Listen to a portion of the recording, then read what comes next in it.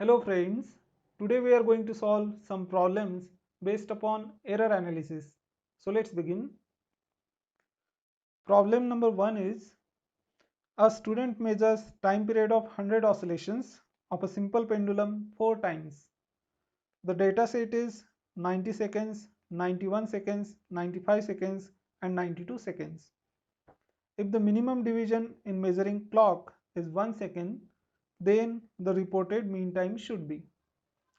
So this problem was asked in JEE Main 2016, and in this problem we are given that there is a student who measures 100 oscillations of simple pendulum 4 times, and he gets values for time period of 100 oscillations as 90 seconds, 91 seconds, 95 seconds and 92 seconds, and we are asked to find the mean time period for 100 oscillations. Okay, so this is very simple problem. So let's suppose t suffix m is the mean value of time period for 100 oscillations. So it is t1 plus t2 plus t3 plus t4 divided by 4. Okay, and it is 90 plus 91 plus 95 plus 92 divided by 4, which is equal to 90 plus 91 plus 95 plus 92. It is 5 plus 1, 6 plus 2 is 8, and 9 fours are 36, so 368. So 368 divided by 4, which is 92 seconds. Okay, so this is the mean value of time period for 100 oscillations.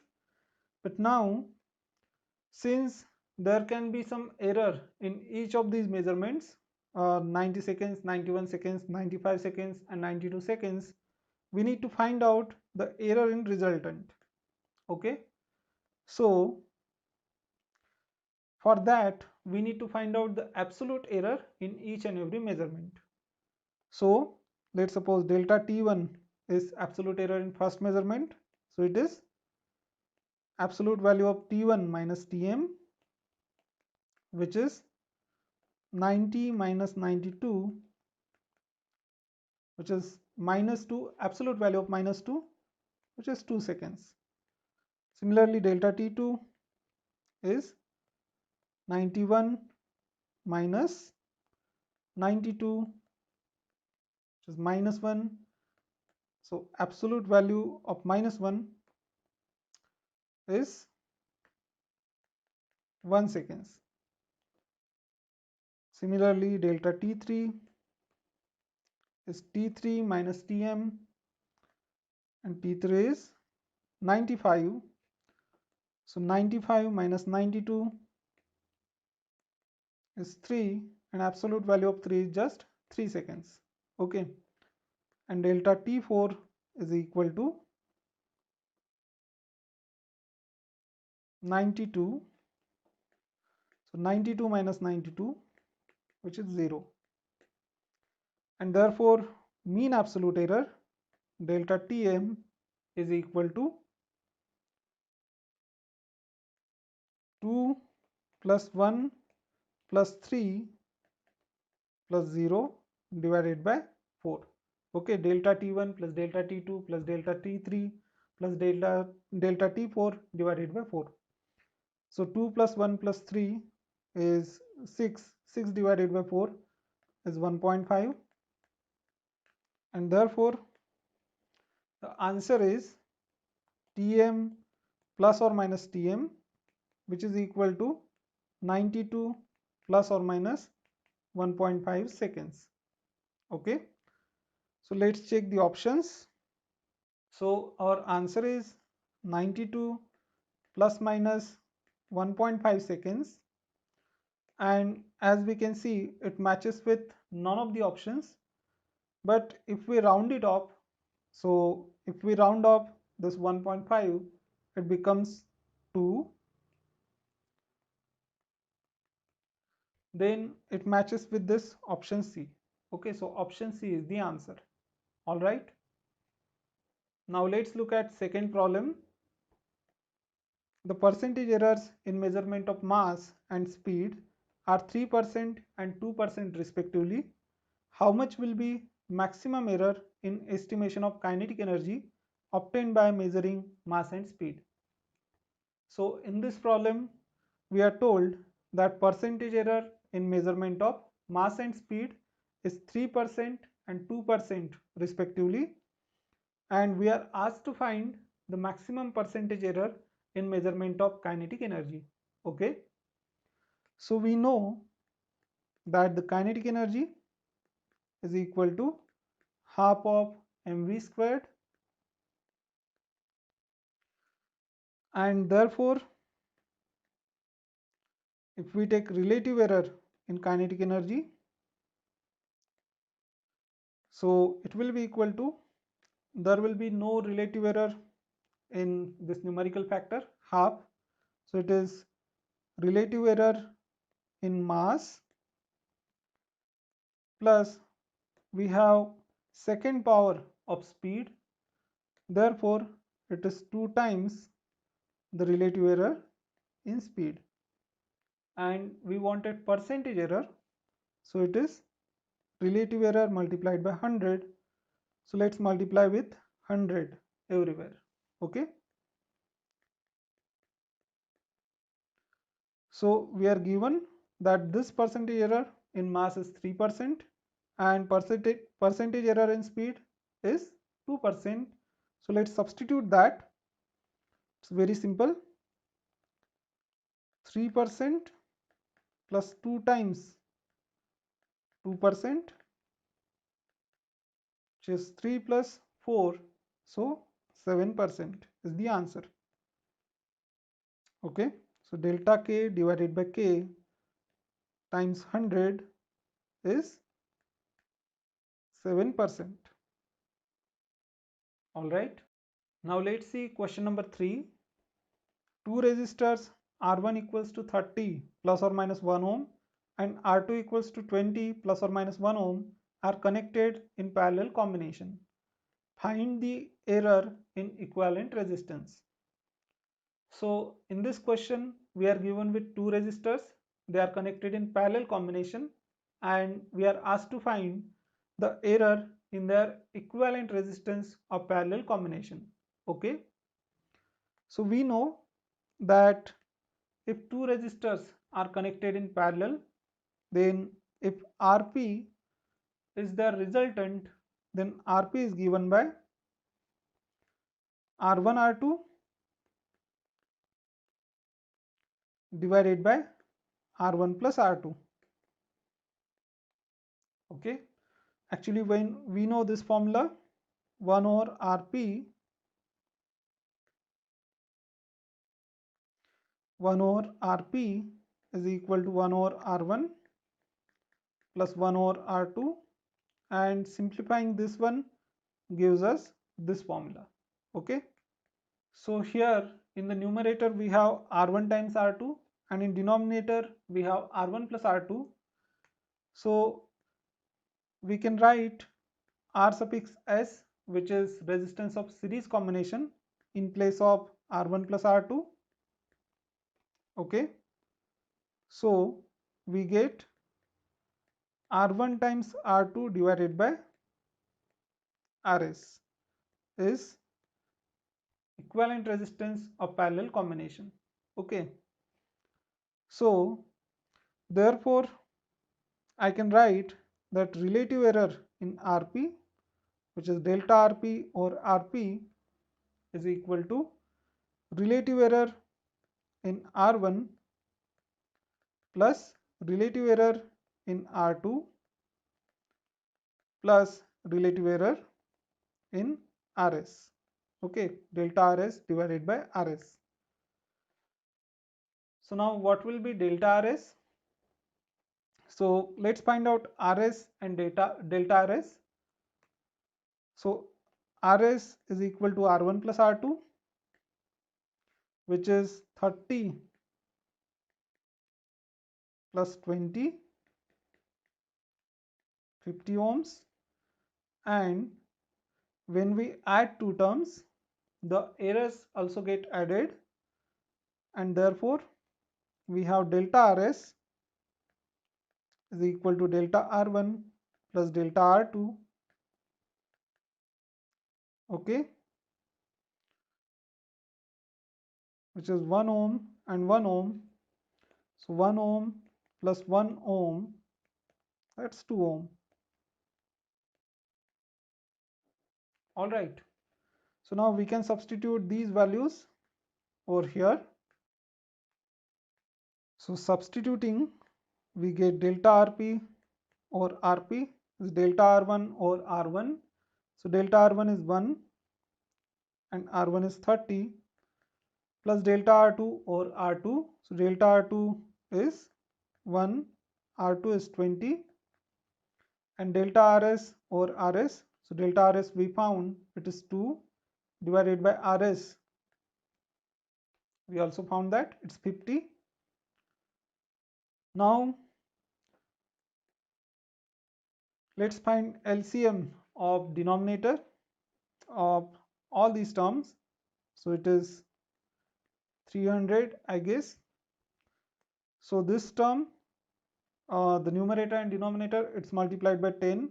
In this term, it is multiplied by 15, and in this one, it's multiplied by 6. Okay. So in numerator, we have 10 plus 15 plus 6 2s are 12. All right. This is delta RP over RP. So it is 10 plus 15 is 25, 25 plus 12 is 25 plus 12 is 37, and we have divided by 300. This is delta RP or RP.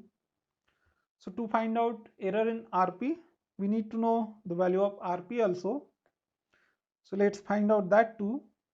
So RP is R1 R2 divided by R1 plus R2, which is R1 is 30, R2 is 20, and R1 plus R2 is 50. 30 times 2 is 60, 60 divided by 5 is 12. So RP is 12 ohms. Okay. Now let's substitute that here. So we get delta RP, sorry. So we get delta RP equals to 37 divided by 300, and if we take that RP on the other side, it goes in multiplication. So multiplied by RP, and RP is 12. So delta RP is equal to 37, and this 12 can be written as, okay, this can be written as 3 times 4. So 300 divided by 3 is 100, and 100 divided by 4 is 25. So we have delta RP equals to 37 divided by 25. So 37 divided by 25 ohms is the answer. Okay. Now let's look at question number 4. A wire of length L equals to 6 plus minus 0.06 centimeter and radius R equals to 0.5 plus minus 0.005 centimeter and mass M equals to 0.3 plus minus 0.003 grams. Maximum percentage error in density is. So in this question we are given with a wire and we are asked to find the maximum percentage error in density of this wire. Okay. So we know that density is mass upon volume, and wires are cylindrical, so the volume of cylinder is pi r squared times L, because if we consider a cylinder, its volume will be this area, this cross sectional area, which is pi r squared times the length. Okay, so volume is pi r squared times L. So we are asked to find the maximum percentage error. So let's find out percentage error in rho. So delta rho divided by rho times 100 is equal to, in here we have mass in numerator, so it is delta m times m, sorry, divided by m times 100. So pi is a number, that's why there is no error in pi, plus we have r squared in denominator. So the percentage error in this term will be 2 times of delta r upon r into 100, and we have length. So percentage error in length will be delta L divided by L times 100. Okay, and we add all the errors, because sometimes error can be positive, sometimes it can be negative, and we want to find out the maximum possible error, so it's necessary to add all the errors. All right, so now let's substitute the values we are given. So how much is mass? It's 0.3 and error is 0.003. So 0.003 divided by 0.3 into 100, plus we have 2 times delta r upon r. So delta r is 0.005.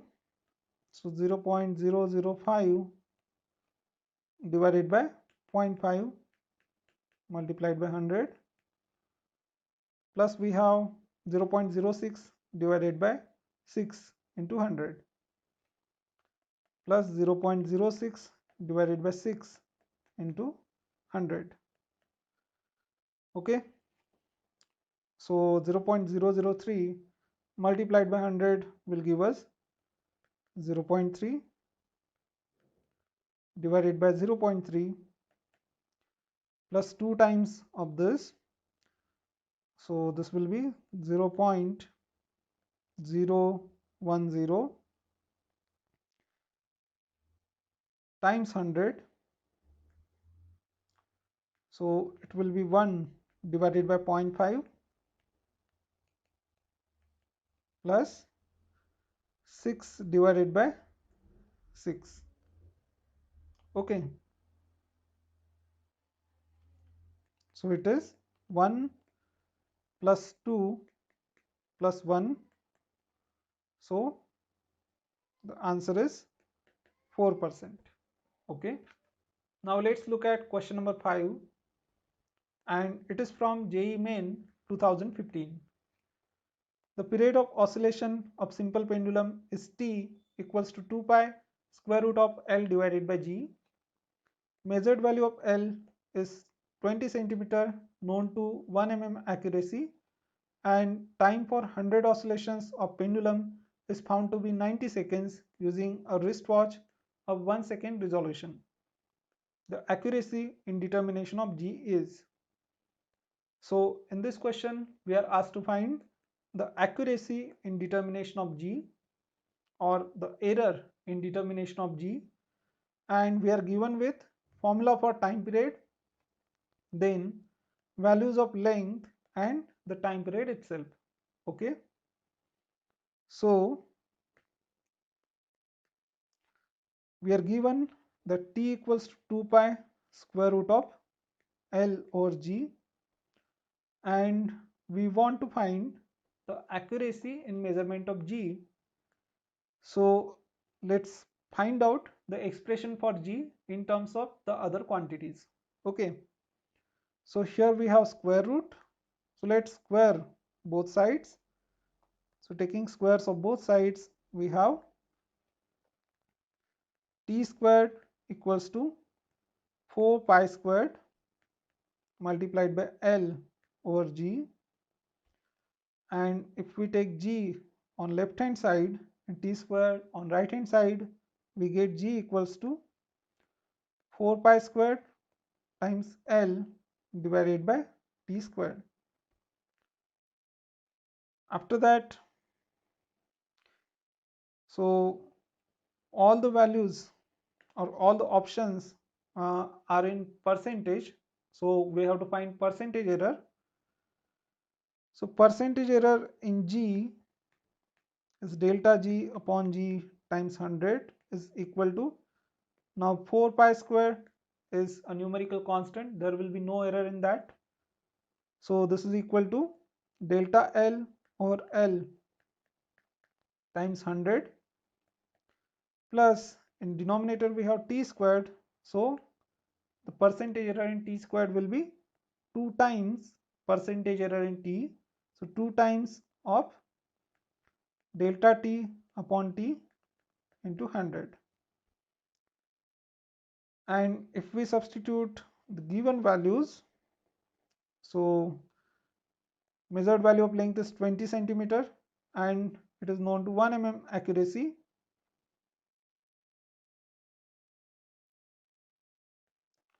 So 1 mm, if we convert to centimeters, it's 0.1.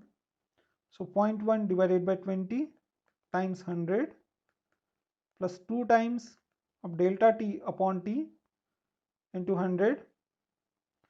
So t is 90 for 100 oscillations and the error is plus or minus 1 seconds. Okay, because resolution of wristwatch is 1 seconds. So it is delta t is 1 and t is 90 times we have 100. Okay.